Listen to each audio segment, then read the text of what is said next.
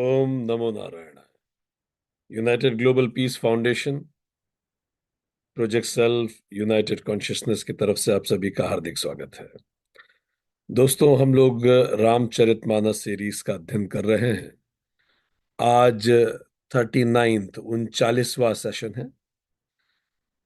हम दोहा 158 158 से पढ़ना शुरू करेंगे। ये सेशन हम मॉन्ट्रियल कनाडा से टेलीकास्ट कर रहे हैं। हमारा नाम डॉक्टर विक्रांत सिंह तोमर है।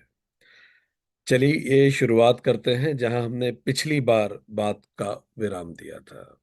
हमने देखा था कि भरत वापस लौटे हैं, और जब भरत वापस लौटते हैं उस समय पूरे अयोध्या में बिल्कुल मरघट सी शांति है।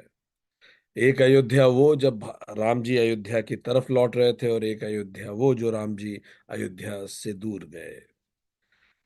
भरत के मन में बहुत सारे विचार और बहुत सारे सपने, बहुत सारे अपशकुन ऑलरेडी भरत के आसपास हो रहे थे। और अब भरत का कैकई से संवाद शुरू होता है। तो आज यहीं से हम बात करना शुरू करेंगे जहां पिछली बार हमने छोड़ा था।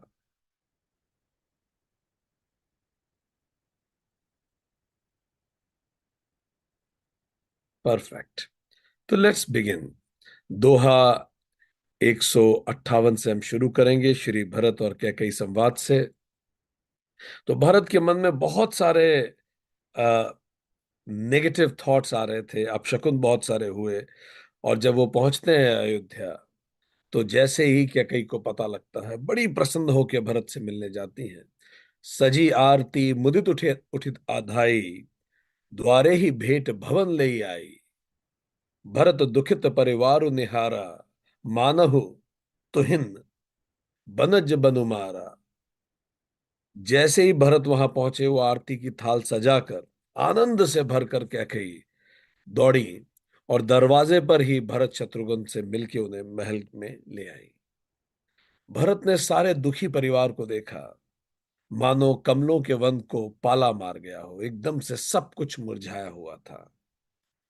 पर कैकई आनंद से भर के कैकई ने अपने बच्चे को रिसीव किया।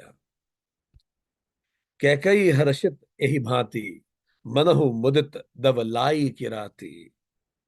सुतहि ससोच देखि मनु मारे, पूछति नैहर कुशल हमारे। कैकई ही बस वही इतनी खुश दिख रही है, मानो भीलनी जंगल में आग लगा के आनंद से नाच रही है।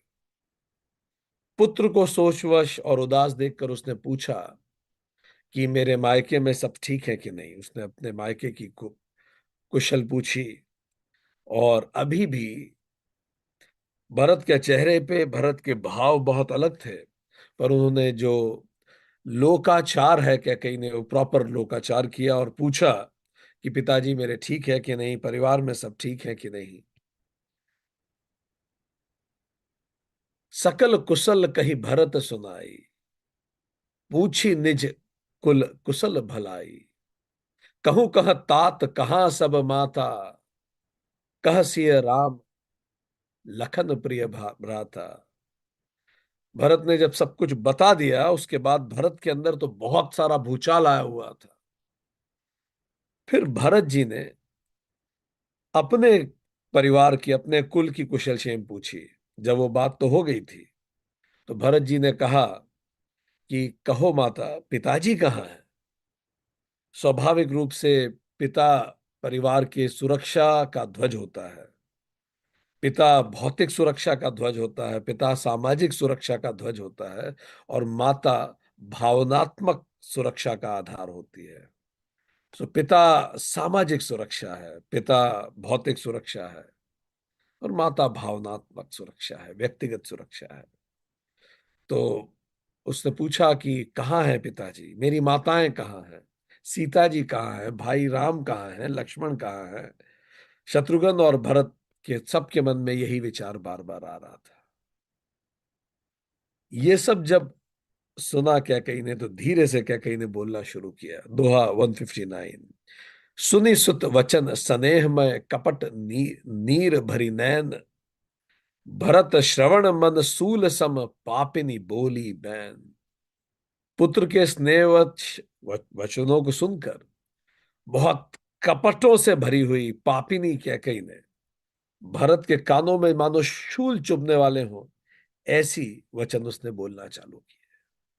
देखिए, यहां दो मन है, एक है कैकई मन और एक है भरत मन।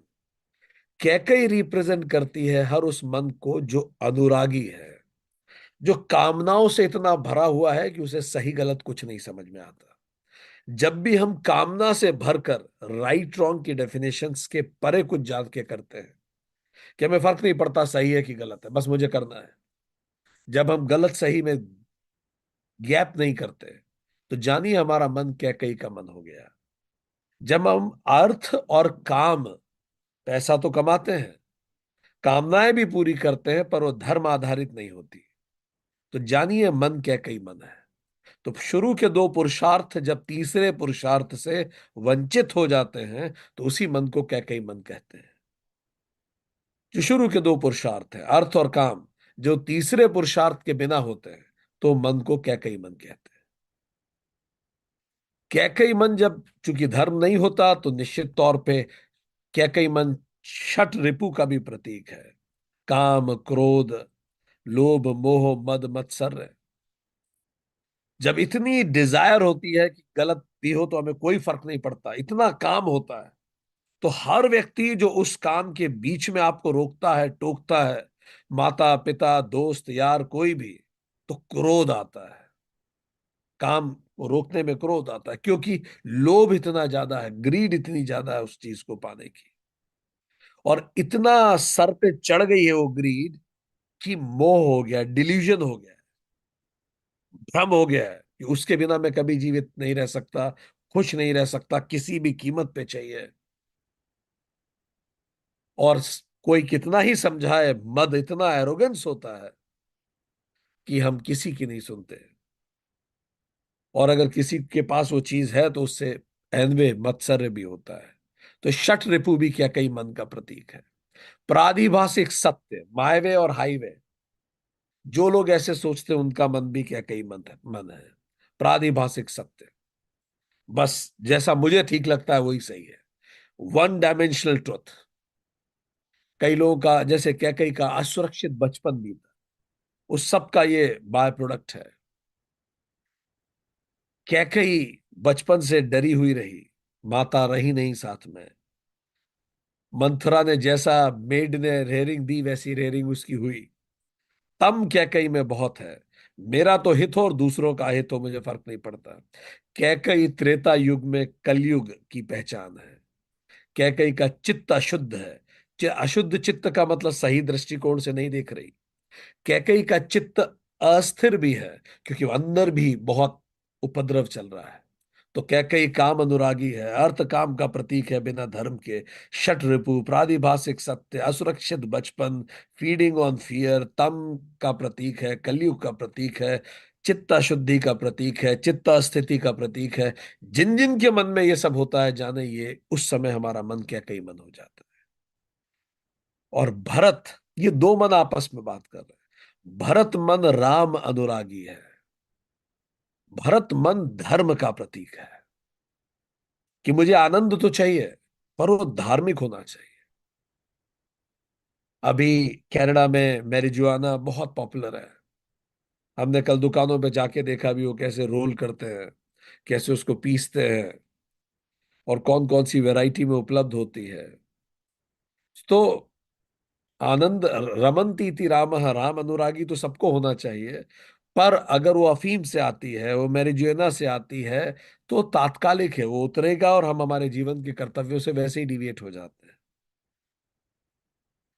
तो भरत मन धर्म का प्रतीक है, बल, बुद्धि और विद्या का प्रतीक है। व्यवहारिक सत्य, हालांकि भरत अभी व्यवहारिक सत्य में ही है, वो भी पारमार्थिक सत्य में नहीं है। व्यवहारिक सत्य, व्यवहारिक सत्य क्या है? सही काम करना चाहिए। व्यवहारिक सत्य क्या है? राम कहाँ है वो पूछ रहे हैं। रिश्ते नाते सबको धार्मिक आधार पे हम आगे लेके जाए। भरत मन सत्व का प्रतीक है। भरत मन त्रेता युग का प्रतीक है। भरत मन चित्त शुद्धि का प्रतीक है। भरत मन चित्त स्थिति का प्रतीक है। तो जब भी हमारे मन में ऐसा समुद्र मंथन हो, एक तरफ भरत मन, एक तरफ कैकई मन। कैकई मन कह रहा है बस मुझे खुशी मिलनी चाहिए, भाड़ में जाए सब। भरत मन कहता है नहीं, ऐसा नहीं होता। मैं केवल अपनी खुशी के लिए सबको दुख नहीं दे सकता, पीरियड। ये नहीं हो सकता, इतना स्वार्थी मैं नहीं हो सकता। भरत अभी भी पारमार्थिक सत्य नहीं देख रहे, इसीलिए विचलित है। भरत अभी भी उनका प्रारब्ध नहीं देख रहे हैं, इसलिए विचलित है। भरत क्यों परेशान है? कई चीजों के कारण। पहला, वो पारमार्थिक सत्य पे ध्यान नहीं है उनका। पारमार्थिक सत्य का मतलब ये सब टेम्पररी है। क्यों इतना परेशान होना, कल खत्म हो जाएंगे, क्या जाने। दूसरा, भरत प्रारब्ध को नहीं देख रहे कि हर व्यक्ति अपने प्रारब्ध से तो गुजरेगा ही। जो भी प्रारब्ध है हमारा, आपको पसंद आए ना आए, अच्छा लगे ना लगे, ये हमारा लाइफ प्लान है, हम उससे गुजरेंगे। वो सिचुएशंस आएंगी, पीरियड। भगवान राम पहले बता चुके हैं प्रारब्ध कैसे पहचान ले। इसलिए राम जी कंफर्टेबल है, क्योंकि वो प्रारब्ध को तुरंत पहचान गए। कई बार जब विपरीत परिस्थितियां आती हैं, तो ऐसे सामने प्रारब्ध की कल्पना कीजिए कि प्रारब्ध आके खड़ा हो गया। वो प्रारब्ध कह रहा है चलें अब इस सिचुएशन में। तो इस instead of blaming the situation and cursing people, accepted कि ये मेरा प्रारब्ध है, मैंने ही इनवाइट किया था इसको, इस जन्म में या किसी और जन्म में इनवाइट किया था। तो तुरंत दिमाग अलग स्टेट ऑफ माइंड में जाता है कि अब मुझे डील करना है, कर्ज करने की जगह। तीसरा कारण भरत क्यों विचलित है, वो विराट स्वरूप भी नहीं देख रहे हैं। He doesn't know the bigger picture. हम लोग तब भी बहुत परेशान होते हैं जब हम बिगर पिक्चर नहीं जानते। एक बड़ा पिक्चर है जो अनफोल्ड हो रहा है, उसके लिए हमें मजबूत बनना जरूरी है। But Bharat does not know about it also. Bharat doesn't know about it कि वही जय विजय नया रूप लेके आ गए हैं रावण और कुंभकर्ण का। भरत नहीं देख रहे हैं कि ये देवताओं की साजिश है। भरत नहीं देख रहे हैं कि बहुत कुछ हो रहा है। राम जी का अवतार पे एक बड़ी पिक्चर में भरत नहीं देख रहे। अगला कारण भरत क्यों विचलित है, क्योंकि वो राम अवतार का उद्देश्य भी नहीं देख पा रहे हैं। पर्पस ऑफ लाइफ नहीं देख पा रहे, ना खुद का ना किसी और का। हमारे बच्चों का अपना पर्पस ऑफ लाइफ है, मेरा अपना पर्पस ऑफ लाइफ है, उनका अपना पर्पस ऑफ लाइफ है। हम सब अपने अपने पर्पस ऑफ लाइफ की तरफ बढ़ेंगे। और कई बार वो एंटी भी हो जाता है एक दूसरे के। मुझे लगता है बच्चों को ये करना चाहिए, बच्चा इस दिशा में करना चाहता है। There have different purpose of life. इसीलिए भरत, चूंकि चित्त शुद्धि और चित्त स्थिति तो है भरत, पर अभी ज्ञान प्राप्ति में कमी है। इसीलिए मोक्ष तभी मिल सकता है जब ज्ञान प्राप्ति हो। इसीलिए धर्म मोक्ष नहीं दे सकता। धर्म एक सीढ़ी है, एक प्लेटफॉर्म है। हम भी जीवन में जब विचलित होते हैं, तो यही पांच कारण हमारे विचलन के होते हैं। जब भी हम विचलित हो, पहला, हम एब्सोल्यूट ट्रुथ नहीं देख रहे हैं। तो जब भी बहुत मन में परेशानी हो, तो एक उससे पूछिए इस मोमेंट में एब्सोल्यूट ट्रुथ क्या है। सो एब्सोल्यूट ट्रुथ तो यह है कि सब ड्रामा है यार, कौन सा परमानेंट कुछ है। ठीक। फिर दूसरा दूसरा क्वेश्चन जो हम सबको पूछना चाहिए जब हम परेशान हो, ये क्या मेरा प्रारब्ध तो नहीं है?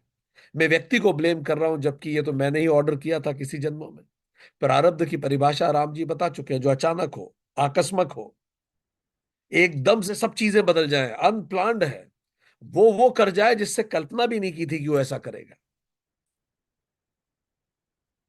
तीसरा, बिगर पिक्चर क्या है इसमें? अभी तो मुझे बहुत बुरा लग रहा है। बिगर पिक्चर क्या है? आज से 20 साल बाद इस घटना को मैं कैसे देखने वाला हूं? ये किस दिशा में लेके जाएगी घटना? कोई इंजेक्शन लगता है, दर्द तो होता है, पर बिगर पिक्चर है कि स्वस्थ हो गए हम फिर। पर्पस ऑफ लाइफ की दिशा में मैं बढ़ रहा हूं। शायद मेरा पर्पस ऑफ लाइफ का रास्ता यहीं से होके जाता है। और आखिरी और पांचवा, ज्ञान प्राप्ति। Let me learn from this. बिना ज्ञान प्राप्ति के विकास नहीं होता। तो पांच क्वेश्चन खुद से पूछिए। What this situation has come to teach me what? Let's focus on that teaching. अपने आप मन रिलेटिवली शांत होगा। किसी ने बहुत बुरा व्यवहार किया, ये पांच क्वेश्चन खुद से पूछिए। इन्हीं की एब्सेंस में भरत बड़े परेशान है। आगे बढ़े। क्या कहीं ने बताना शुरू किया। तात बात में सकल संवारी, भय मंथरा सहाय विचार, कछुक काज विधि बीच बिगारे, भूपति सुरपति पुर पग ध्यारे। बेटा, मैंने सारी बात बना ली थी, सब कुछ ठीक हो गया था, पर और इस सब में इसने मंथरा ने बड़ी मदद की, पर विधाता ने जरा सा बीच में काम बिगाड़ दिया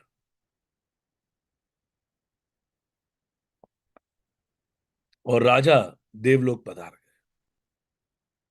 जैसे ही भरत ने सुना कि उनके पिताजी एक्सपायर हो गए, पिताजी नहीं रहे, भरत के ऊपर जैसे कोई बिजली सी गिरी हो। भगवान न करे आप में से कभी कोई इस दुख से गुजरा हो। जिंदगी के सबसे बड़े दर्द होते हैं अपने पेरेंट्स को खोने। भरत के अंदर इतने सारे विचार एक साथ आ गए, इतना सारा सोच एक साथ आ गया। भरत बहुत परेशान हो गए, नीचे गिर गए। उन्हें कुछ समझ में नहीं आ रहा था वो उस इस जानकारी को कैसे प्रोसेस करें। सुनत भरत भय बिबस विषादा, जनु सह में करी के हरि नादा, तात तात हा तात पुकारे, परे भूमि तल व्याकुल भारे। भरत बहुत सहम गए। कुछ भी हो आप, आपका बचपन तब तक जीवित रहता है जब तक माता पिता जीवित होते हैं। माता पिता के जाते ही वो पल होता है कि एक पल में आप हमारा बचपन हमेशा के लिए खत्म हो जाता है। भरत के पिताजी चले गए, वो बहुत सहम गए। इतना बड़ा, देखिए कितनी सुंदर बात लिखी है, जैसे हाथी सहम गया हो, इतना ताकतवर भरत। पर वो एकदम से डर गए।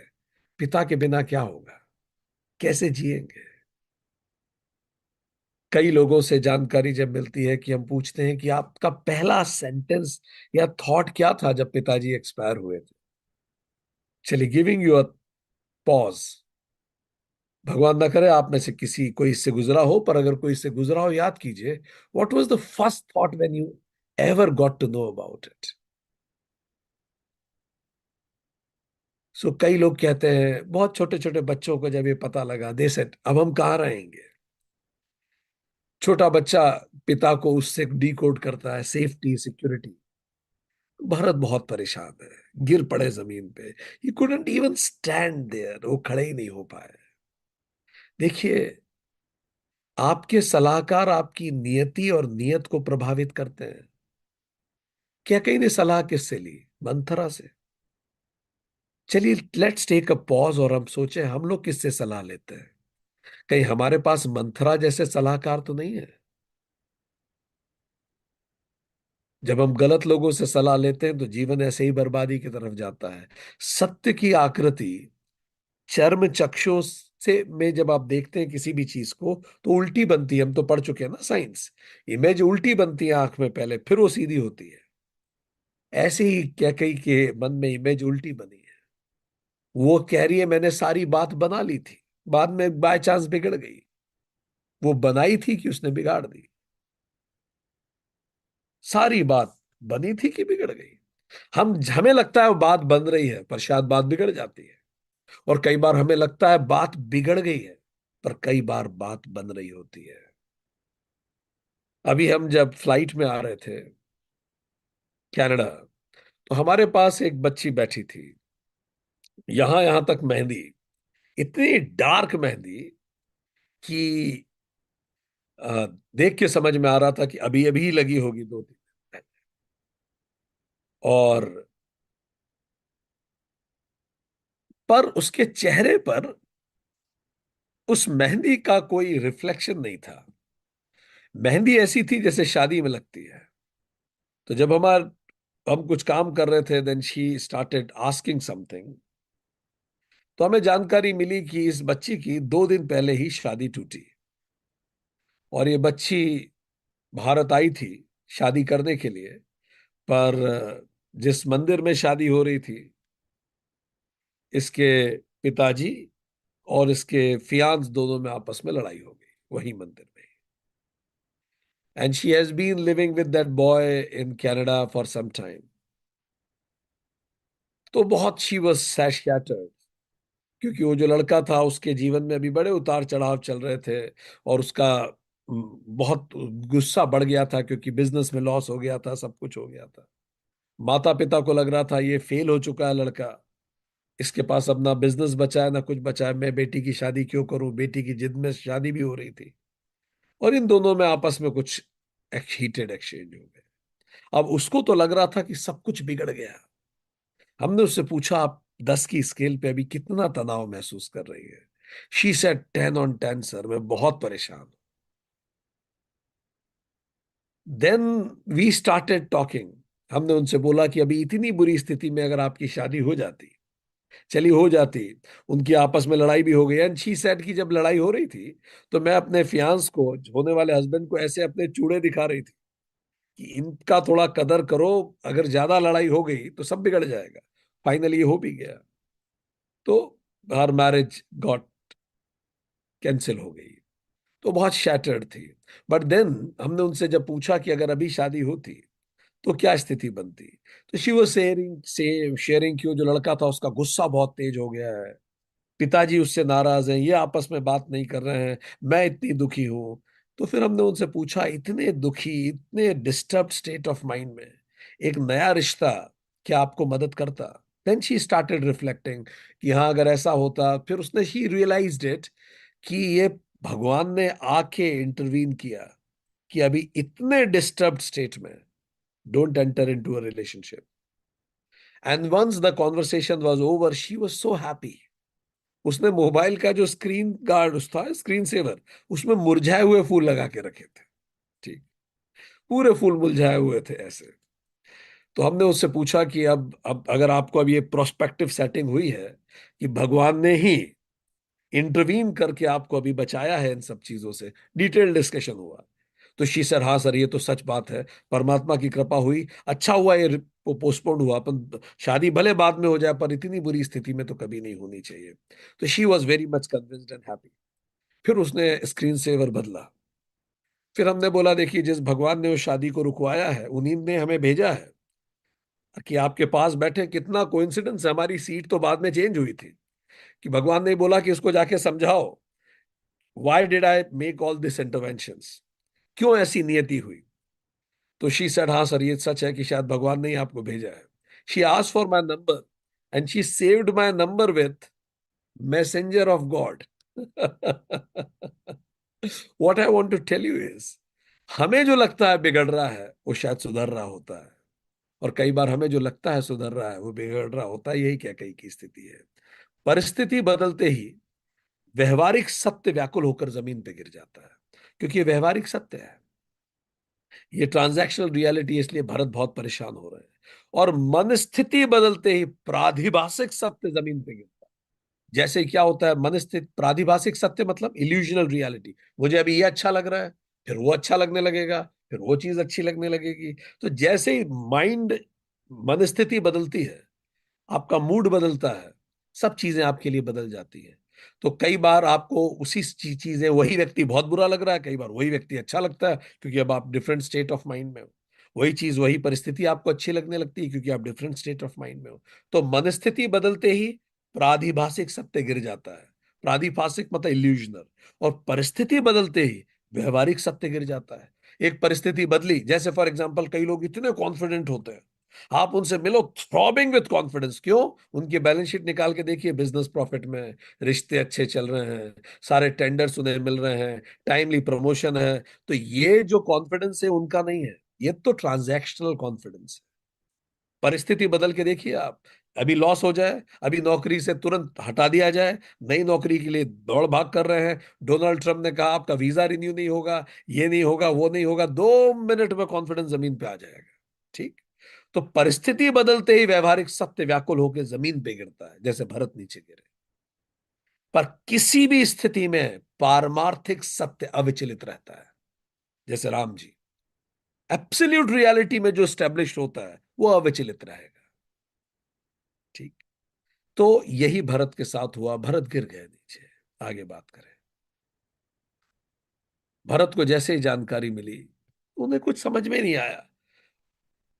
चलत न देख न पायो तो ही, तात न राम ही सौंप ही मोही, बहुरी धीर धरी उठ संभारी, कहू पितु मरन हेतु मतहारी। वो बहुत रोए भरत, बहुत देर तक फूट फूट के रोए। और बोला, हे पिता, आप स्वर्ग के लिए चले और मैं आपको आखिरी पल देख भी नहीं पाया। ये वेदना आप सोचिए, अपने माता पिता जिन्होंने गोदी में खिलाया है, अंतिम पल हम उन्हें नहीं देख पाए। जिनको आंखें खोलते ही जीवन में पहली बार देखा था, जब उन्होंने आंखें बंद की, हम उन्हें देख भी नहीं पाए। तो भरत अपने आप को इतना अभागा, दुर्भाग्य से भर गए। और कम वो कह रहे थे, कम से कम मेरे उंगली पकड़ के राम जी के हाथ में देके चले जाते, मेरे सर पे हाथ रख के कह देते कि बेटा, अब से राम तुम्हारे पिता हैं। बहुत भावुक हो गए वो। फिर उनके मन में कई विचार आए कि जब गया था तो पिताजी स्वस्थ थे। वो पिता जिनको देवराज इंद्र युद्ध के लिए, मदद के लिए पुकारते हैं, जो चक्रवर्ती सम्राट हैं, उन्हें कोई कैसे मार सकता है? वो कैसे मर सकते हैं? ना तो कोई उन्हें रोग था, ना उनको कोई आक्रमण करके हरा सकता था, ना उनके कर्म ऐसे थे कि अपने पाप में ही वो गिर के खत्म हो जाए। बहुत सारे प्रश्न उनके मन में भर गए कि ये कैसे हुआ। भरत को कुछ समझ में नहीं आ रहा था। सुनि सुत वचन कहति कह कई, मर्मु पांच जनि माहुर दे, आदहु ते सब आपनी करनी, कुटिल कठोर मुदित मन बरनी। पुत्र का वचन सुनकर क्या कही अब ऐसे कह रही है, मान लीजिए जैसे किसी को कहीं चोट लगी, उस जगह चाकू से चीर के, उस चोट को चाकू से चीर के उसमें जहर भर दिया जाए।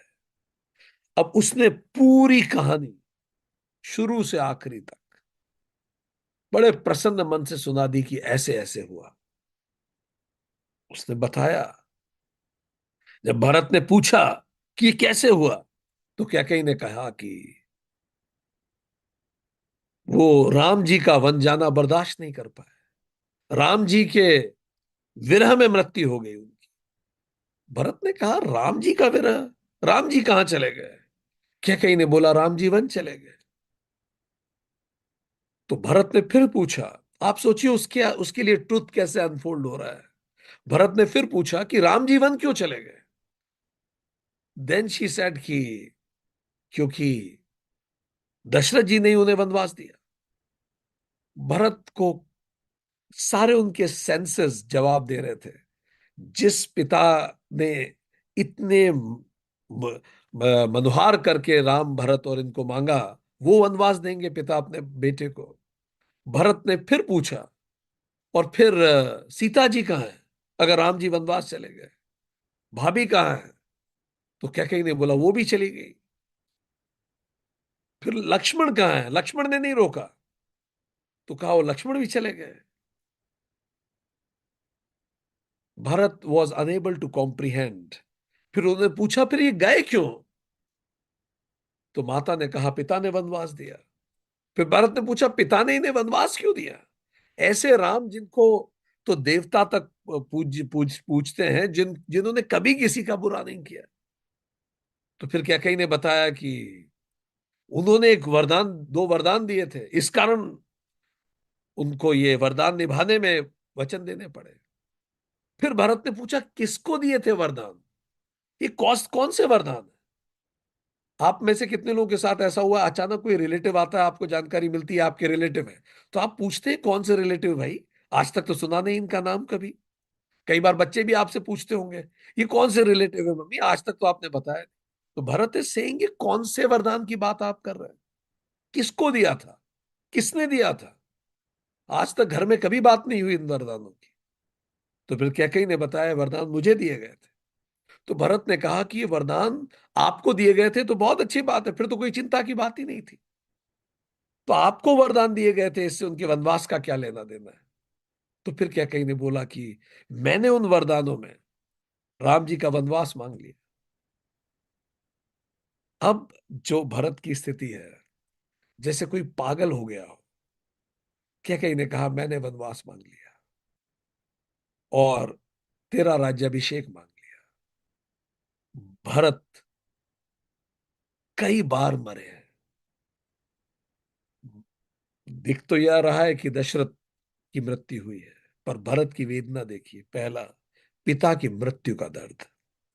दूसरा, पिता स्वरूप भाई का वनवास, तीसरा माता स्वरूप भाभी का वनवास, छोटा, चौथा जीते जी छोटा भाई वनवास पे चला गया, पांचवा छोटे भाई की पत्नी का बलिदान उर्मिला का, उसकी क्या गलती थी, छठा माता कौशल्या का वैधव्य, माता विधवा हो गई है, माता सुमित्रा का विधवा हो जाना, सातवां, आठवां अयोध्या के राजा की, अयोध्या राजा विहीन हो गई, नवा इन सबके पीछे मेरी माता का षड्यंत्र, और दसवां लोगों का संदेह है भरत के ऊपर कि निश्चित तौर पे मैंने कुछ किया होगा इसके लिए, मैंने ही मां को बोला होगा। तो दशरथ तो एक बार मरे, पर भरत 10 बार मरे। Bharat is unable to process कि इन 10 चीजों में से कौन सी चीज को प्रोसेस करे। Suddenly everything. अपने आप को अगर आप भरत की जगह रख के देखेंगे तो आप उनकी वेदना को समझ पाएंगे। भरत को कुछ समझ में नहीं आया, पर एक जगह जाके भरत अटक गए। भरत ही बिसरेऊ पितु मरन सुनन, राम बन गौनु, हेतु अपनऊ जानी जिय, थकित रहे धरि मौन। जब उन्होंने ये सुना कि राम जी वनवास चले गए, तो वो पिता की मृत्यु तक भूल गए। और जब इस अनर्थ का कारण उन्हें जानकारी मिली कि मेरी मां ने मेरे भाई को भेज दिया, तो वो सन्न रह गए। उन्हें कुछ भी समझ में नहीं आया, कुछ भी समझ में नहीं आया, बिल्कुल मौन रह गए, अनेबल टू प्रोसेस दिस। जब बहुत दर्द होता है इंसान को तो उसको सदमा लग जाता है, और जब बड़ा दुख आता है ना, तो छोटे दुखों का महत्व न्यून हो जाता है। अभी घर में लड़ाई हो रही है और कुछ बाहर से बड़ा दुख आ जाए, अचानक सब भूल जाएंगे कि इस विषय पे डिसएग्रीमेंट हो रहा था, क्योंकि उस चीज को एड्रेस करना है। इसी प्रकार जब बड़ा सत्य जागृत होता है तो छोटे सत्यों का महत्व न्यून हो जाता है। जब पारमार्थिक सत्य किसी को प्राप्त होता है तो फिर व्यवहारिक सत्य, प्रादिभाषिक सत्य ये मैटर नहीं करते। जो जीता है पारमार्थिक सत्य में, वो इस ट्रांजैक्शनल रियलिटी से ज्यादा बॉदर नहीं होता। जो लगातार ट्रांजैक्शन, जो पारमार्थिक सत्य में जीता है, वो इल्यूजनल रियलिटी से भी ज्यादा बॉदर नहीं। जब बड़ा सत्य जागृत होता है तो छोटे सत्य का महत्व न्यून हो जाता है। पर अगर हमें लगता है कि छोटे सत्य हमारे लिए बहुत इंपॉर्टेंट है, इसका मतलब ये बड़ा सत्य जागृत ही नहीं हुआ। इसीलिए फिर बहुत फ्लक्चुएशंस होती है व्यवहार में। भारत स्तंभित हो गए। स्तंभित का मतलब जैसे स्तंभ खड़ा हो, ऐसे पत्थर की तरह हो गए, स्तंभित हो गए भारत। बिकल बिलो की सुतही समुझावती, मनहु जरे पर लोनु लगावती, तात राव नहीं सोचू जोगू, बिडई सुकृत जसु किन्हीं भोगू। पुत्र को व्याकुल देखकर क्या कई समझाने लगे। उनका समझाना ऐसा था मानो जले पर नमक लगा रही। उन्होंने बोला, हे तात, राजा सोच करने योग्य नहीं है। उन्होंने तो बड़ा पुण्य और यश कमाकर पर्याप्त भोग किया है। वो बहुत लंबे सालों राजा रहे, उन्होंने बड़ा पुण्य कमाया, यश कमाया। उन्होंने उन्हें उन्हें सब कुछ मिला जो चाहते थे। क्या कई ने कहा, जीवत सकल जन्म फल पाए, अंत अमर पति सदन सिधाए, अस अनुमान सोच पर हरहु, सहित समाज राजपुर करहु। जीवन काल में ही उन्होंने समस्त संपूर्ण फल पा लिए, काम, अर्थ, धर्म, मोक्ष, सब कुछ। और अंत काल में वो इंद्रलोक चले गए। इसीलिए आप इस सब पे परेशान मत हो, उन्होंने कहा। सारे विचार छोड़कर समाज सहित अब नगर पे राज करो। ऐसा जैसे कलयुग का लक्षण है। जैसे महाभारत में आता है कि गाय चाट चाट के अपने बछड़े को लहूलुहान कर रही है, यही हालत क्या कही ने की। Bharat could not understand and then he starts replying, सुनी सुठी सहमेऊ राजकुमारो, पाके छत जनु लाग अंगारो, धीरज धरि भर ले ही उसासा, पाप ही सब ही भांति कुल नासा। भरत ये सब सुन के ऐसे सहम गए, मानो किसी का पका हुआ घाव हो और उसके ऊपर जलता हुआ अंगारा रख दे।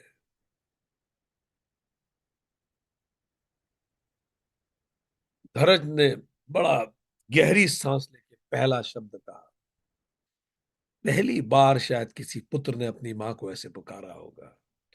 पापिनी, तूने पूरी तरह से कुल का नाश कर दिया, सब कुछ बर्बाद कर दिया।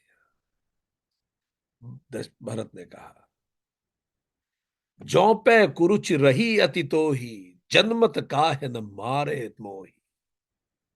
पेड़ काटे तो पालव सींचा, मीन जैन निति बारी उलीछा। अगर तेरी ऐसी दुष्ट इच्छा थी कि मैं राजा बनूं, राजा राम के होते हुए, तो तूने मुझे पैदा होते ही मार क्यों नहीं डाला?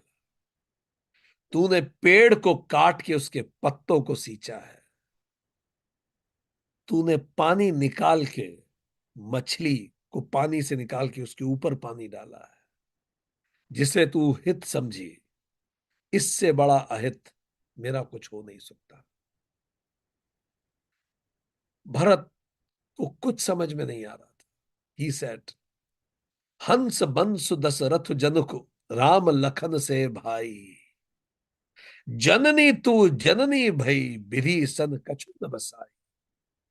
भरत ने कहा कि कैसे मेरे पुण्य थे कि मुझे सूर्यवंश जैसा वंश मिला, दशरथ जैसे पिता मिले, भाई राम जैसे मिले। मैं बचपन में गिर जाता था तो अपनी गोदी में उठा के लाते थे जंगल से।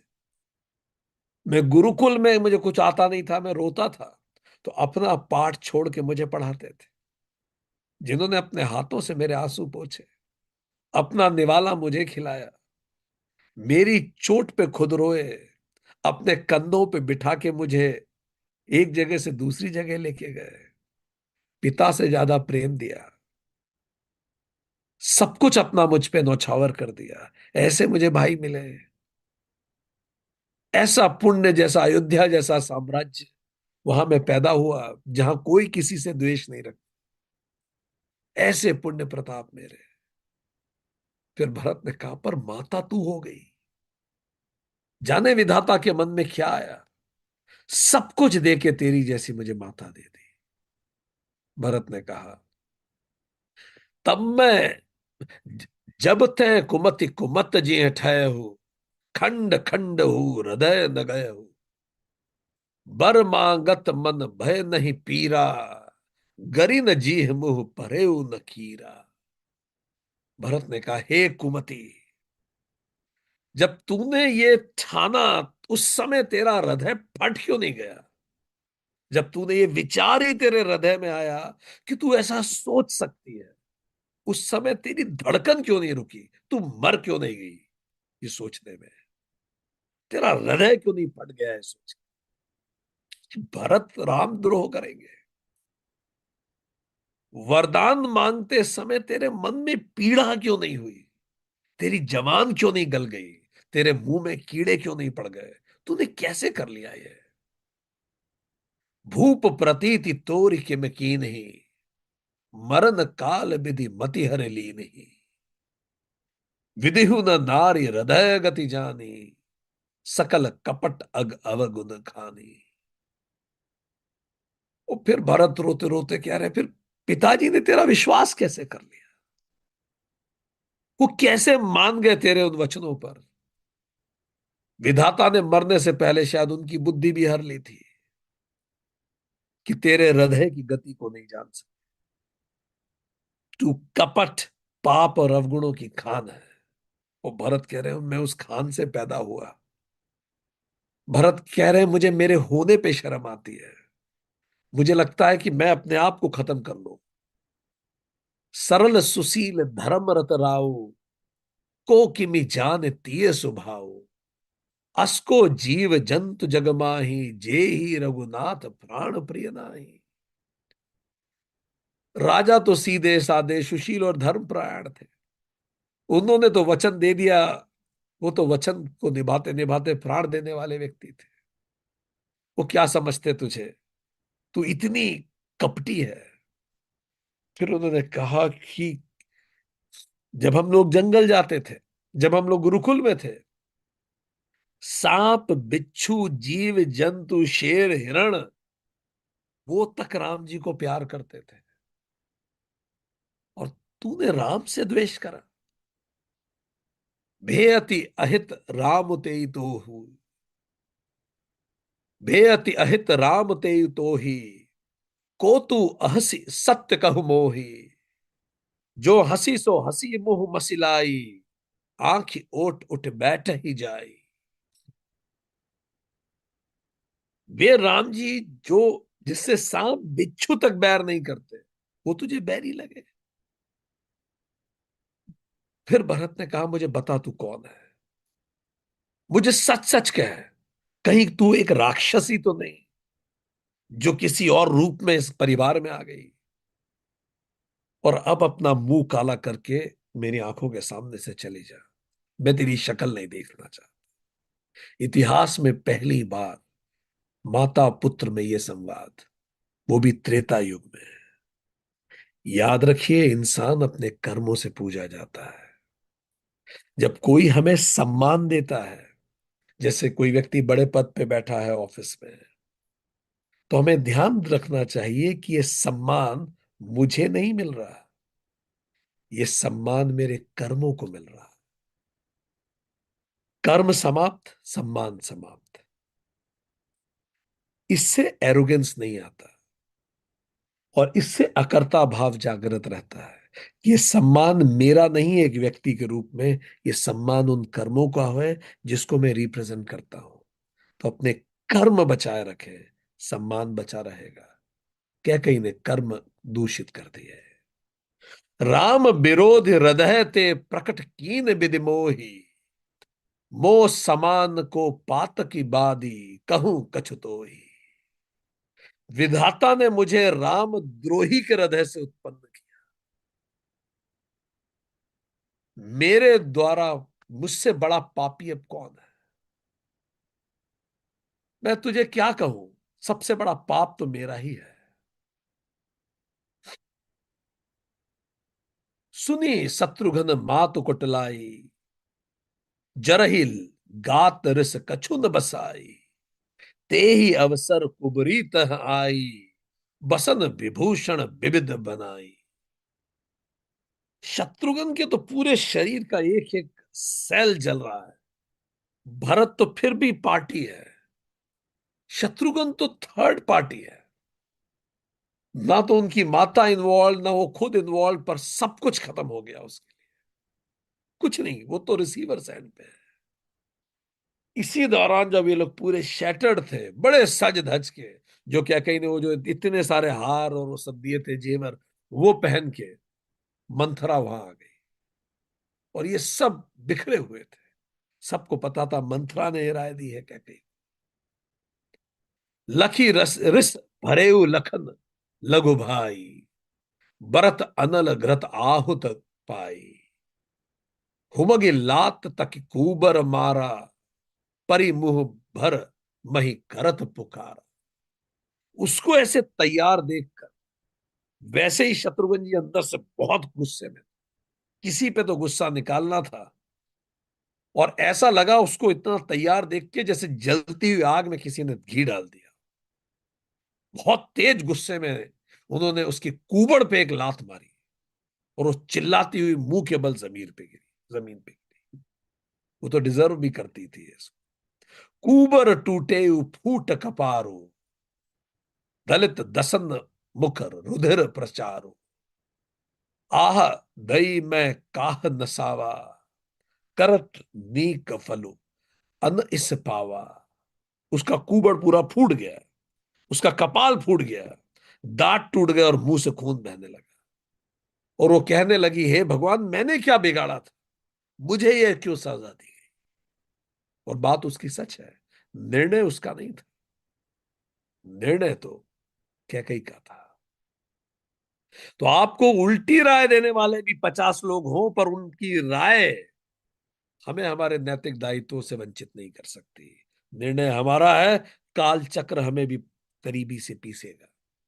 जैसे केवल राय देने का क्या कही मंथरा को अगर ये पनिशमेंट मिला है, कल्पना कीजिए निर्णय लेने का कितना बड़ा पनिशमेंट क्या कही डिजर्व करती है। कर्म के तीन सिद्धांत, कर्मा घूम के आता है, उसके तीन सिद्धांत गांठ बांध लेने लायक है।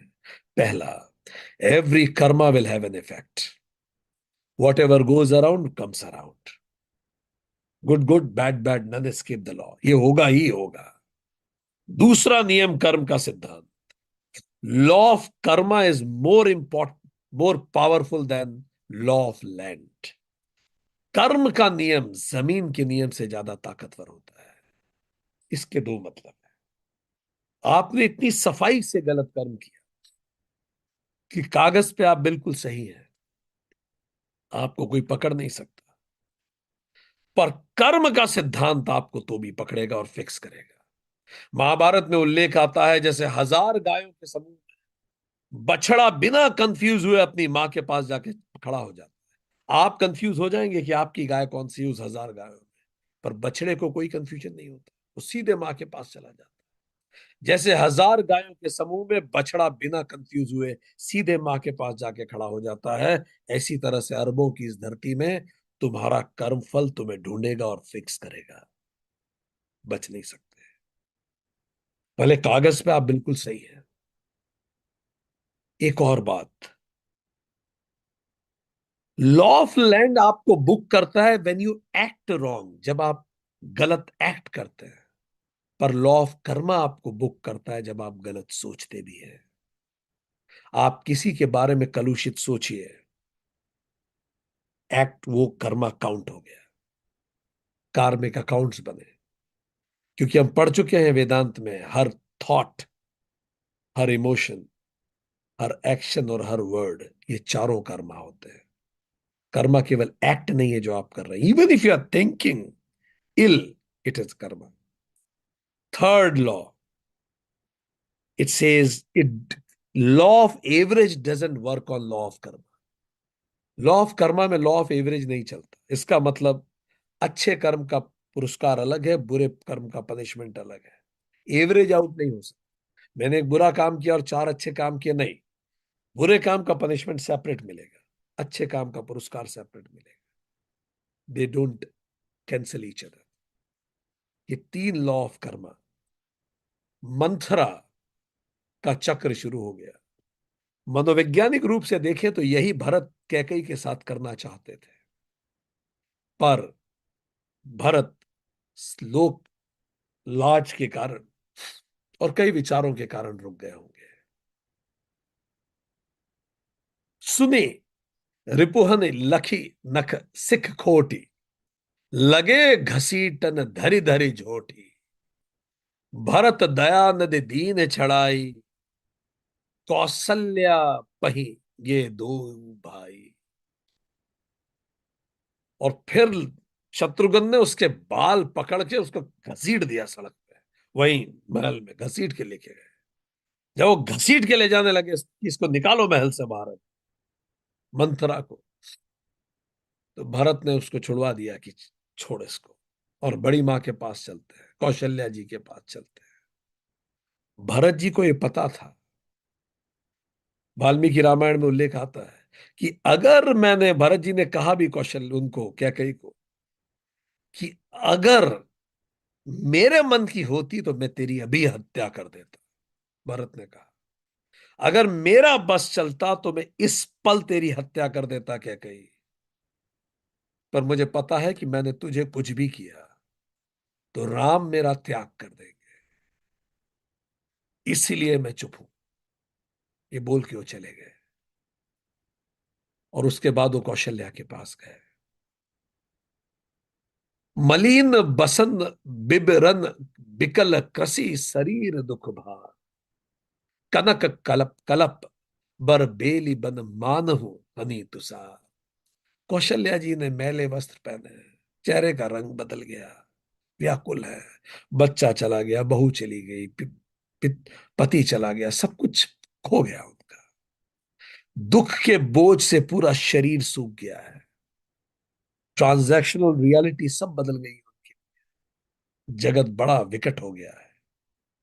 ऐसी लग रही हैं मानो सुंदर कल्पलता को पाला मार गया हो। जो ऐसी लता जो कल्पों तक रहे उसको तक पाला मार गया हो। ये हम सबके साथ होता है दोस्तों। जब चीजें ठीक चलती हैं तो वो जो महारानी थी अयोध्या की, देखिए उनकी स्थिति क्या हो गई जब परिस्थितियां बदलती है। इसीलिए पारमार्थिक सत्य की तरफ जाना हमेशा सजेस्टेड है। भरत देख मात उठ धाई, मूर्छति अवनि परी छाई। जह आई देखत भरत बिकल भय भारी, परे चरण तन दशा बिसारी।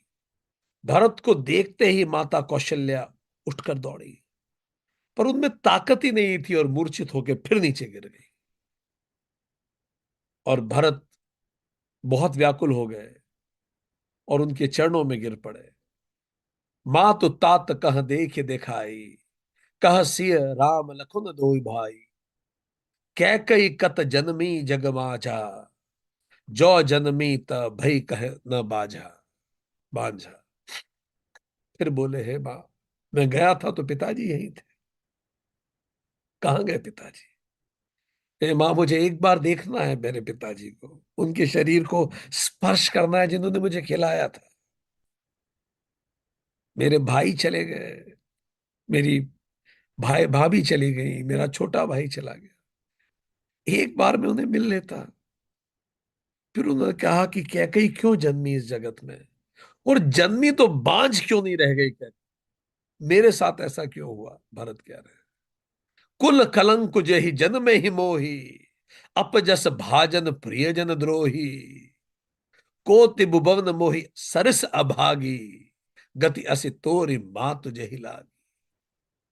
जिसने कुल के कलंक, अपयश के भांडे और प्रियजन के द्रोही मेरे जैसे पुत्र को जन्म दिया, वो बांझ क्यों नहीं हो गई? मैं कुल का कलंक हूं, भरत ने कहा। जब जब कथा लिखी जाएगी, जब जब ये कथा कही जाएगी, भरत ने कहा, लोग मुझे कलंक मानेंगे माता। मैं अपयश का भांडा हूं पूरा।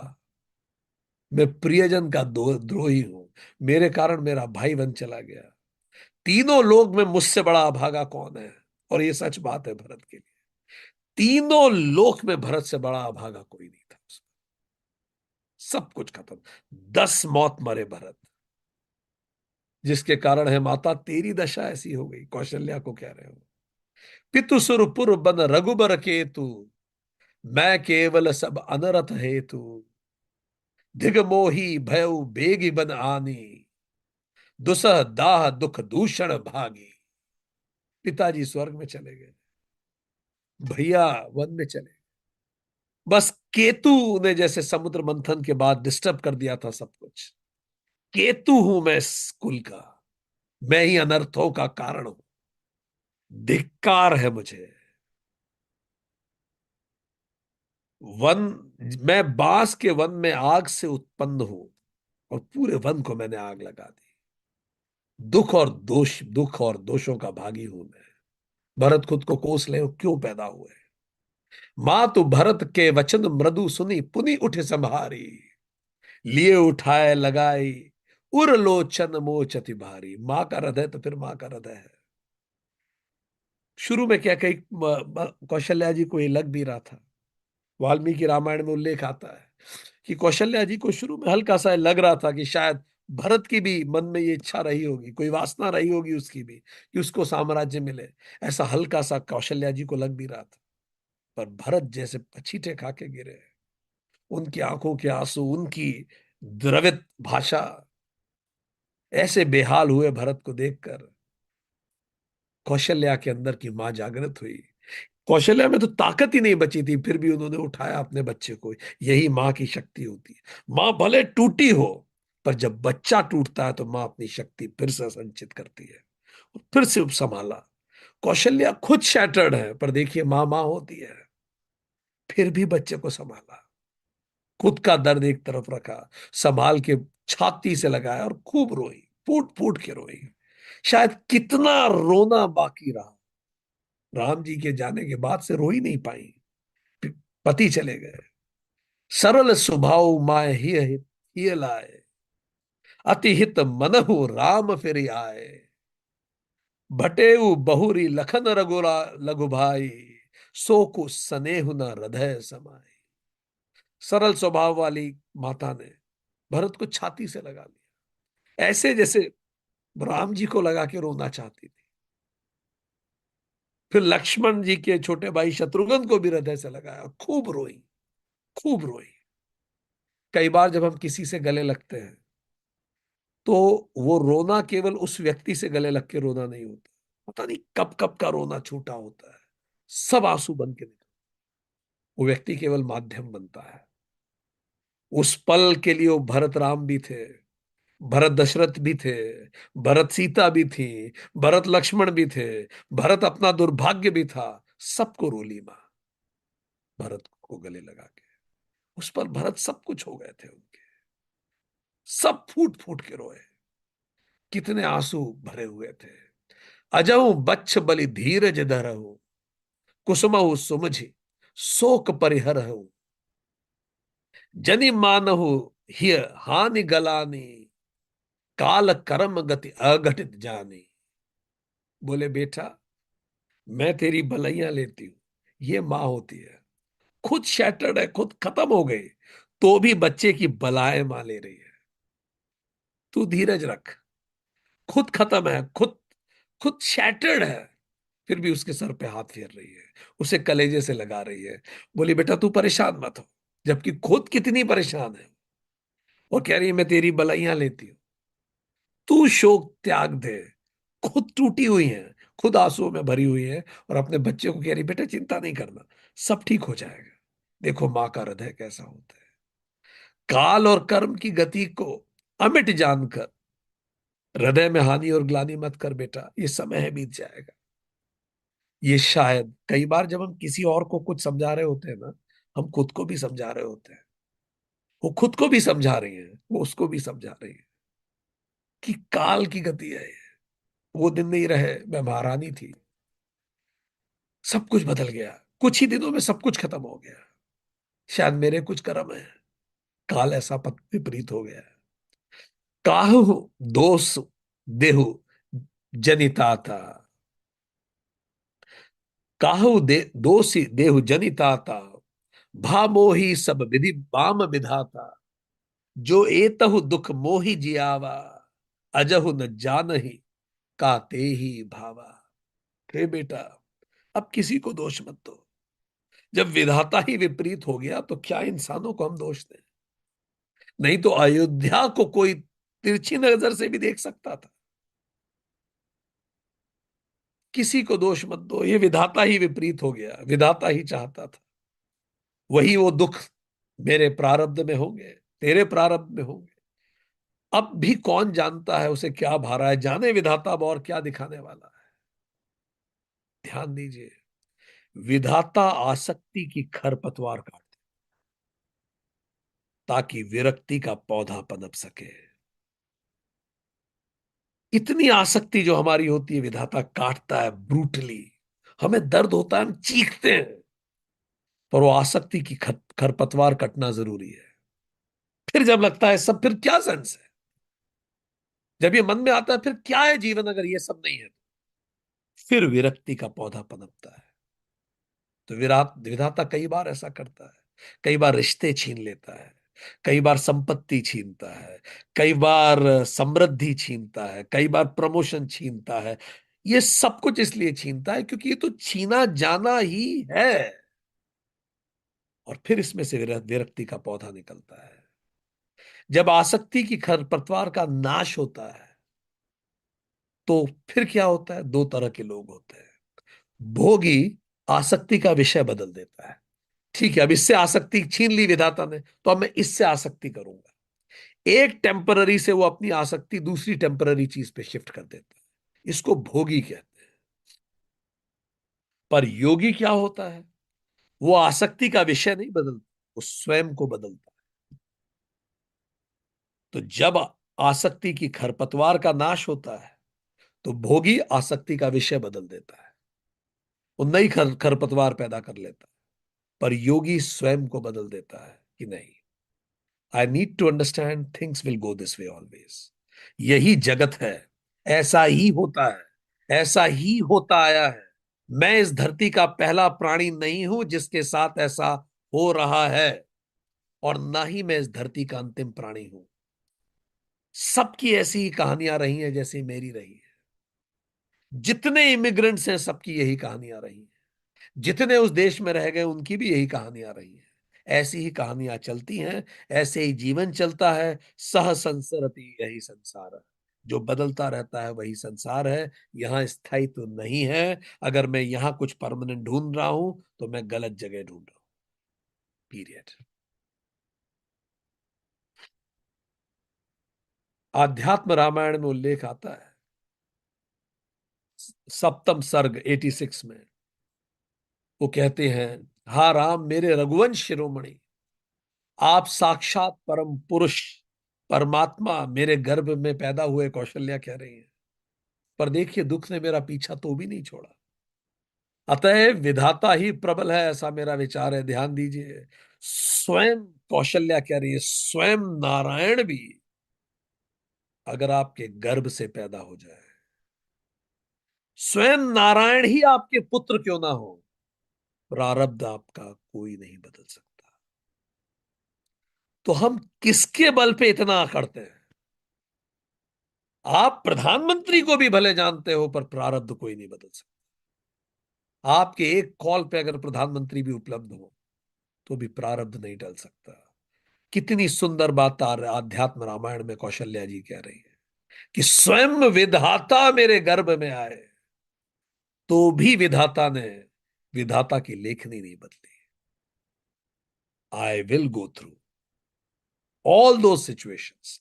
तो क्या लाइफ होपलेस है? नहीं। सिचुएशंस जो आनी है वो अटल है। Response is a choice. Let's focus on the response rather than cribbing on the situations. भरतहु मातु सकल समुझाई, कही पुराण श्रुति कथा सुहाई। छल विहीन सुचि सरल सुबानी, बोले भरत जोरी जुग पानी। अब ध्यान दीजिए, अभी माता भरत को समझा रही थी, अब भरत थोड़े संभले, वो माता को समझा रहे। दोनों डरे हुए हैं, दोनों टूटे हुए हैं। जैसे किसी पे ऐसी विपत्ति आई, माता और पुत्र अब एक दूसरे का हाथ पकड़ के उस विपत्ति से निकलने का प्रयास कर रहे हैं। पहले ये इसे समझा रहे हैं, फिर ये उन्हें समझा रहे हैं, मन को दोनों समझा रहे हैं। अब भरत जी ने माताओं को पुराण वेदों की सुंदर कथाएं सुनाई और हाथ जोड़कर। इसीलिए शास्त्र इंपॉर्टेंट होते हैं दोस्तों। जब विपरीत स्थितियां आती है ना, तब आप शास्त्र पढ़िए। शास्त्र बताएंगे इससे कैसे निकलना है। इसीलिए यूनाइटेड कॉन्शियसनेस में अपन प्रयास करते हैं, टेम्पररी सोल्यूशन नहीं, परमानेंट सोल्यूशन। हम डायरेक्टली स्क्रिप्चर्स पढ़ते हैं, यू नो एग्जैक्टली क्या लिखा, कोई रेफरेंस नहीं, लाइन बाय लाइन, ताकि हम उस प्रॉब्लम को डीप समझ के खुद डॉक्टर बने, हम खुद अपना इलाज कर सके, हम किसी पर निर्भर ना रहे। ये मेडिकल की किताबें हैं, हम सब एमबीबीएस कर रहे हैं, एमडी कर रहे हैं। We don't need any on depend to depend on anybody. ये शास्त्र है। तो भरत ने उस शास्त्र बताया, वे दोनों हाथें जोड़कर बड़ा सरल सीधी और पवित्र वाणी बोले, जे अग मातु पिता सुत मारे, गाय गोट महिसुर पुर जारे। जे अग लिए बालक बदकीन है, मीत महीपति माहुर दीन है। बेचारे भरत अब अपने आप को जस्टिफाई कर रहे हैं। वो इज इज प्लीइंग फॉर हिमसेल्फ। वो कह रहे हैं, जो पाप, दुनिया के सबसे बड़े पाप कौन से हैं उसकी लिस्टिंग करते जाइए। भरत बता रहे हैं सबसे बड़े पाप कौन से। पहला, माता पिता और पुत्र पुत्री को मारना। जो पाप माता पिता और बच्चों की हत्या से लगता है। दूसरा, जो पाप गौशाला और ब्राह्मणों के नगरों को जलाने से लगता है। ब्राह्मण जाति नहीं है, ब्राह्मण मानसिक ब्राह्मण। जो ऐसे विद्वानों को दुख देने से, उनको मार डालने से, गायों को जला देने से जो पाप लगता है। तीसरा, स्त्री और बालक की, छोटे बच्चों की हत्या करने से पाप जो लगता है। और जो पाप मित्र को जहर देने से लगता है, राजा को जहर देने से लगता है। भरत कह रहे हैं, जे पातक उपपातक अहि, कर्म वचन मन भव कबि कहि, ते पातक मोहि हो विधाता, जो यहु होई मोर मत माता। भरत कह रहे हैं, मन वचन और कर्म से होने वाले जितने भी छोटे बड़े पाप हैं, जितने भी पापों के बारे में कभी भी विद्वानों ने लिखा है, अगर ये जो कर्म किया है कौशल्या ने, इसमें मेरा जरा भी मत रहा, मेरा मन एक पल के लिए भी इस दिशा में गया हो कि मुझे राज्य मिल जाए, तो सारे पाप मुझे लगे। मां, he is defending himself, he saying कि मैंने नहीं किया। वो वो चीख चीख के बताना चाहते हैं पूरी अयोध्या को, पूरी सृष्टि को, कि मैंने नहीं किया, मैं नहीं चाहता था, मैं तो विक्टिम हूं, कल्प्रिट नहीं हूं इस सब का। मुझे, ही इज डिफेंडिंग हिमसेल्फ। वो प्रयास कर रहे हैं बताने की, अपने आप को समझाने की लोगों को। शायद वो इतिहास को भी बताना चाहते हैं कि मुझे ऐसे मत याद रखना कि भाई को वनवास दिया, पिता की मृत्यु का कारण बना। जय पर हरि, हरिहर चरण भजई, भूत गान घोर, ते ही कई गति मोहि देऊ, विधि जो जननी मत मोर। जो लोग श्री हरि विष्णु और शंकर जी के चरणों को छोड़कर भूत प्रेतों को भजते हैं, हे माता, अगर मेरे मन में एक पल भी ये आया हो वैसा पाप मुझे मिले जैसा पाप उन लोगों को लगता है, मैंने कभी सोचा भी नहीं था ये। बेच ही बेदु धर्म दुहि लोही, पिसुन पराय पाप कहीं देही, कपटि कुटिल कलहई प्रिय क्रोधी, वेद विदूषक विश्व विरोधी। जो लोग वेदों को बेचते हैं, जो लोग धर्म का नाम लेके बेईमानी करते हैं, जो लोग चुगलखोरी करते हैं, जो लोग दूसरों के पापों को प्रचारित करते हैं, जो लोग कपटी हैं, कुटिल हैं, कलह प्रिय हैं, क्रोधी हैं, वेदों की निंदा करने वाले हैं और दुनिया का विरोध करने वाले हैं, इस प्रकार के जो लोग हैं, लोभी लंपट लोलुपचारा, जे ताकहि पर धनु पर दारा, पावो मैं तीन ही कै गति घोरा, जो जननी यहु समंत मोरा, सम्मत मोरा। जो लोभी लंपट और लालचियों का आचरण करते हैं, जो पराय धन पराई स्त्री की ताक में रहते, उन सबको जो पाप लगता है, उनकी जो गति होती है, मेरी वो गति हो अगर मैंने कभी कल्पना भी की हो इस प्रकार की, जो ये हुआ है। जे नहीं साधु संक अनुरागे, परमारथ पथ विमुख अभागे, जे न भजहि हरि नर तनु पाई, जी नहीं न हरि हर सुजन सुहाई। जिनको सत्संग से प्रेम नहीं है, जो परमार्थ से बिल्कुल विमुख है, किसी का हित तो नहीं कहा चाहते, जो मनुष्य का शरीर पाकर भी भगवान का भजन नहीं करते, जिनको न शिव पसंद है न विष्णु पसंद है, तजी श्रुति पंथ वाम पथ चलही, बंचक बिरच बेश जग छलही, तिन्ही कै गति मोहि शंकर देव, जननी जो यहु जानऊ भेव। वो कहते हैं इन सबको जो पाप लगता है, जो वेद मार्ग का छोड़कर प्रतिकूल वाम मार्ग पे जाते हैं, जो ठग हैं, वेश बना के दुनिया को छलते हैं, हे माता, अगर मुझे जरा भी अंदाजा होता ही, मेरे मन में तो था ही नहीं, पर अगर मुझे पता भी हो ये, तो भी शंकर जी मुझे वही गति दे। अगर मुझे पता भी हो कि ऐसा होने वाला है, तो मेरी वही गति हो। मातु भरत के बचन सुनी साच सरल सुभाए, कहती राम प्रिय तात, तुम सदा वचन मन खाए। माता कौशल्या, वो जब बच्चा ऐसे डिफेंड कर रहे, रो रो के अपने आप को, बहुत दुखी होके जब वो डिफेंड कर रहे थे, माता ने गले लगाया। भरत पूरे इतिहास को उत्तर दे रहे थे माता के रूप में। भरत आने वाली इस समाज को बता रहे थे कि मुझे ऐसे मत सोचना, मुझे कुछ नहीं पता इस बारे में। उन्होंने कहा, माता ने गले लगा के, बेटा तू तो राम के सबसे करीब है। राम जी तो कहते हैं कि तुम मम प्रिय भरत ही संभाई। हनुमान जी को कहते हैं, तुम भरत जैसे मुझे प्रिय हो। राम प्राण हुते प्राण तुम्हारे। माता कह रही है, तुम रघुपत ही प्राण हुते प्यारे। विधु विष चवै त्रैव हिमु आगी। होई बारी चर बारी बिरागी। राम तुम्हारे प्राणों से भी अधिक प्रिय है, और तुम भी राम जी को प्राण से अधिक प्रिय हो। माता कह रही है, मैं जानती हूं बेटा, तुम्हारे मन में ऐसा कुछ नहीं था। तुम राम को प्राण से ज्यादा प्रिय मानते हो, राम तुम्हारे लिए प्राण से ज्यादा प्रिय है। चंद्रमा चाहे विष चुभोने लगे, पाला चाहे आग बरसाने, जलचर बिना जल के जी ले, पर भरत रामद्रोही नहीं हो सकता बेटा। मां ने जब कहा, मानो भरत के ऊपर किसी ने कुछ घाव पर मलहम लगाई। कौशल्या माता समझी इस बात को। भय ज्ञान बरु मिटै न मोहु। तुम हो, तुम राम ही प्रतिकूल न हो। मत तुम्हार यहु जो जग कहाही।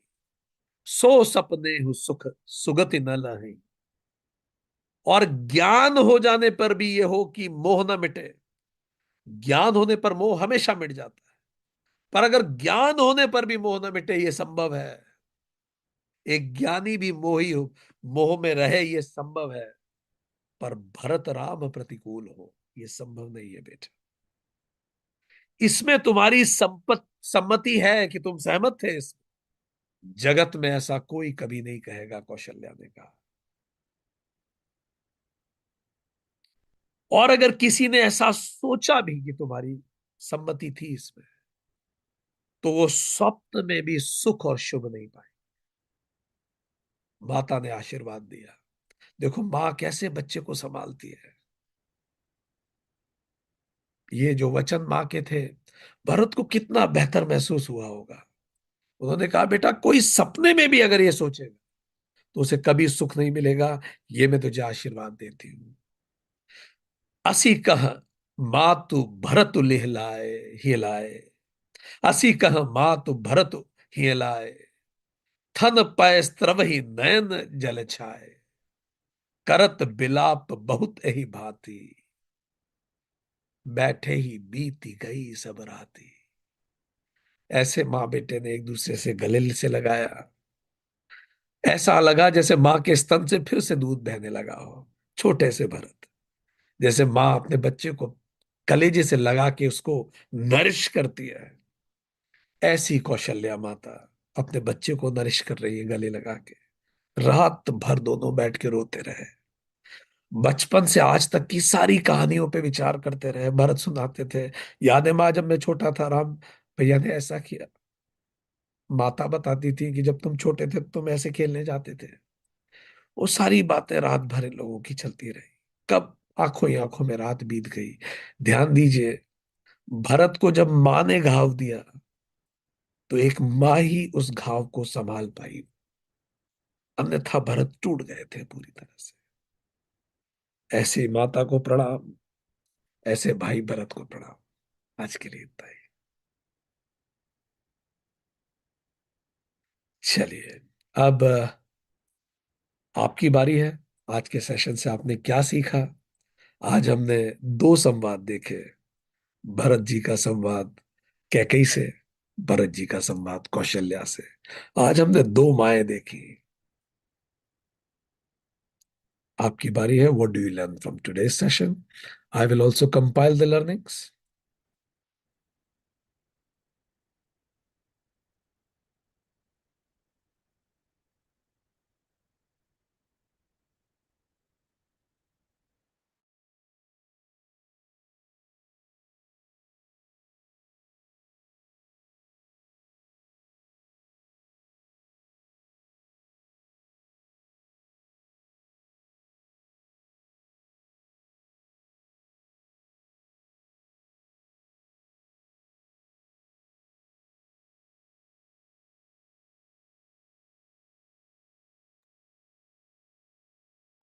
Perfect. Now I will also share क्या सीखे आज के सेशन से हम। इसीलिए कथा घर घर सुनाई जाती थी, ये रिश्तों को शुद्ध करती है, ये मन को शांत करती है कथा। कैकई मन काम अनुरागी, अर्थ काम छे रिपु, प्रादिभाषिक सत्य, असुरक्षित बचपन, फीडिंग ऑन फियर। जब बच्चा फियर पे फीड होके बड़ा होता है, घबराया हुआ, तो कैकई मन ही बनता है। ताम से कलयुगी, चित्त शुद्ध चित्त स्थिति, भरत मन राम अनुरागी, धर्म प्रेरित, बल बुद्धि विद्या से प्रेरित, व्यवहारिक सत्य, सुरक्षित बचपन बीता भरत का, फीडिंग ऑन लव, सत्य था भरत में त्रेता युग, चित्त शुद्धि चित्त स्थिति का प्रतीक। भरत अभी भी पर पारमार्थिक सत्य को नहीं देख रहे थे, इसलिए विचलित थे। हम विचलित हैं, मतलब पारमार्थिक सत्य को नहीं देख रहे। भरत प्रारब्ध को नहीं देख रहे थे, भरत बिगर पिक्चर को नहीं देख रहे थे, भरत पर्पस ऑफ लाइफ को नहीं देख रहे थे। भरत की अभी ज्ञान पूर्ति पूरी नहीं हुई थी। इन्हीं पांचों की कमी से मन विचलित होता है। जब भी मन विचलित हो, पारमार्थिक सत्य को देखिए, प्रारब्ध को देखिए, बिगर पिक्चर को देखिए, पर्पस ऑफ लाइफ को देखिए, और सीखिए कि मैं इससे क्या सीख सकता हूं। मन शांत होगा। आपके सलाहकार आपकी नियति और नियत दोनों को प्रभावित करते हैं। आप किससे राय लेते हैं? सत्य की आकृति हमारे चर्म चक्षुओं में उल्टी बनती है। हम बिगड़ी बात को बनी हुई समझते हैं और बनी हुई बात को बिगड़ी हुई समझते हैं। We discussed a story with a girl with Hina. परिस्थिति बदलते ही व्यवहारिक सत्य व्याकुल होकर जमीन पर गिरता है। मनस्थिति बदलते ही प्रादिभाषिक सत्य व्याकुल होकर जमीन पर गिरता है। पर किसी भी परिस्थिति में पारमार्थिक सत्य अविचलित रहता है। जब बड़ा दुख आता है तो छोटे दुखों का महत्व न्यून हो जाता है। जब बड़ा सत्य जागृत होता है तो छोटे सत्य का महत्व न्यून न्यून हो जाता है। कलयुग का लक्षण ही है कि गाय चाट चाट के बछड़े को लहूलुहान कर रही है। विधाता आसक्ति की खरपतवार का नाश करता है ताकि विरक्ति का पौधा पनप सके। जब आसक्ति की खरपतवार का नाश होता है तो भोगी आसक्ति का विषय बदल देता है। पर जब आसक्ति की खरपतवार का नाश होता है तो योगी स्वयं को बदलता है। दो मार्ग हैं, वेद मार्ग या वाम मार्ग। वेद मार्ग चुने। विपरीत स्थिति में हृदय में धीरज धारण करो। आज जो कार्य करने हैं उस पर विचार करो।